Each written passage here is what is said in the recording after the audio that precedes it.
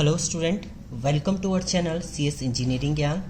आज के ट्यूटोरियल में हम लोग डीबीएमएस में जॉइंट डिकम्पोजिशन का एक एग्जांपल देखेंगे, जिसमें हमें बहुत कुछ चीज़ें इसमें दी हैं। देखिए यहाँ पर एक स्कीमा है जिसमें ये डिफरेंट इसके फील्ड हैं और उनके बीच में फंक्शन डिपेंडेंसी दे रखी है। जेड आपका वी को डिटरमाइन करा है, डब्ल्यू आपका वाई को डिटरमाइन करा है, एक्स वाई मिलकर जेड को डिटरमाइन करा है एंड वी डिटरमाइन करा है डब्ल्यू एक्स को। तो state whether the following decomposition schema as is lossless decomposition lossy. आपके पास दो सब पार्ट में हमने तोड़ा है। पहली टेबल में हमने लिया है S1 को वी डब्ल्यू एक्स की एक टेबल बनाई, दूसरी हमने वी वाई जेड की एक टेबल बनाई है।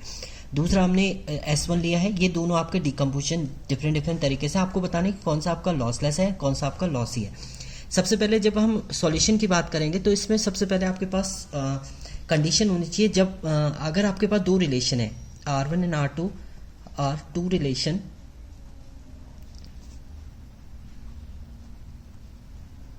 is lossless decomposition।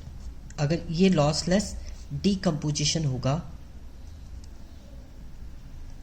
if condition है इसमें if R1 इंटरसेक्शन R2, इन दोनों का जो आप इंटरसेक्शन निकालें जो दोनों में कॉमन है, अगर वो या तो R1 को कंप्लीटली डिटरमाइन कर दे, या दूसरी कंडीशन है R1 इंटरसेक्शन R2 में जो भी एक एट्रीब्यूट आएगा वो पूरा आपके R2 को डिटरमाइन, इन दोनों में से किसी एक को अगर वो डिटरमाइन कर दे रहा है तो वो आपका लॉस लेस होगा, अदरवाइज वो लॉसी हो जाएगा। फॉर एग्जाम्पल इसमें एग्जाम्पल में देखिए अगर आप रिलेशन की बात करते हैं तो यहाँ पर हमें दिया है S1 में दे रखा है VWX, पहली कंडीशन की बात कर रहे हैं हम लोग, एंड S2 आपका दे रखा है, इसमें दे रखा है VY और Z।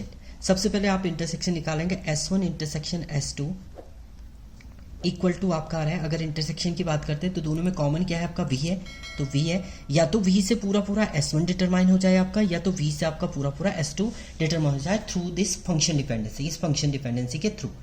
तो हम लोग यहाँ पर चेक करेंगे आप सबसे पहले देखिए यहाँ पर इसमें कंडीशन की बात करते हैं। अब V से हम डिटरमाइन करते हैं। देखिए V से अगर आप डिटरमाइन करें तो V से V डिटरमाइन हो सकता है। V से आपका यहाँ अगर फंक्शन डिपेंडेंसी की बात करें W और X आपका डिटरमाइन हो रहा है। देन इसमें अगर आप देखेंगे जॉइंट डिपेंडेंसी की बात करेंगे, इसको यूनियन करेंगे तो यहाँ से V से आपका डिटरमाइन हो रहा है V W और X, ये डिटरमाइन हो रहा है। और ये इक्वलेंट है आपका VWX किसको डिटरमाइन करा है, S1 को, यानी V से आपका S1 पूरा डिटरमाइन हो जा रहा है। सो द डिकम्पोजिशन S2 भले ही आपका डिटरमाइन ना हो बट S1 हो रहा है, S1 equal to VWX, S2 equal to VYZ is lossless. ये आपका लॉसलेस डिकम्पोजिशन हो गया फर्स्ट वाला। सेकंड वाले की बात करते हैं। सेकंड वाले में आपका S1 इक्वल टू दिया है यहाँ पर VWX and S2 equal to दिया है यहाँ पर XYZ।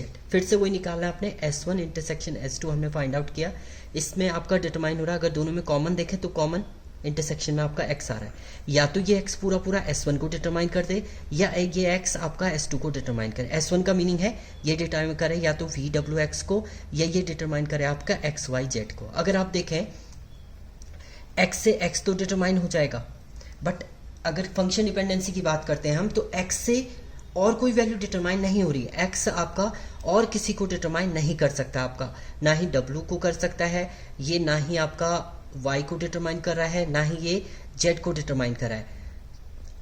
सो इस केस में आपका ये क्या हो जाएगा, आपका lossy decomposition, lossy decomposition because X not determine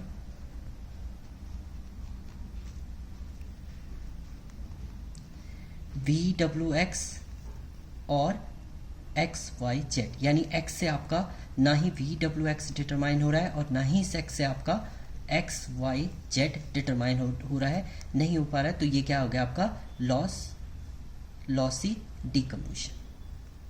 सो इस टाइप से आपके क्वेश्चन अगर पेपर में आता है तो इस टाइप से आपका सॉल्व करना है। इसमें आपको फंक्शन डिपेंडेंसी देगा, उसके बाद आपको टेबल में डिस्ट्रीब्यूट करके देगा, एंड देन उसको आपको पहले इंटरसेक्शन फाइंड आउट करना है। जो कॉमन होगा उस कॉमन से आपने देखना है या तो वो S1 को पूरा डिटरमाइन कर दे या S2 को अगर डिटरमाइन करे तो आपका वो लॉसलेस डिकम्पोजिशन है, अदरवाइज वो लॉसी डिकम्पोजिशन है। तो इस टाइप का आपका क्वेश्चन होगा।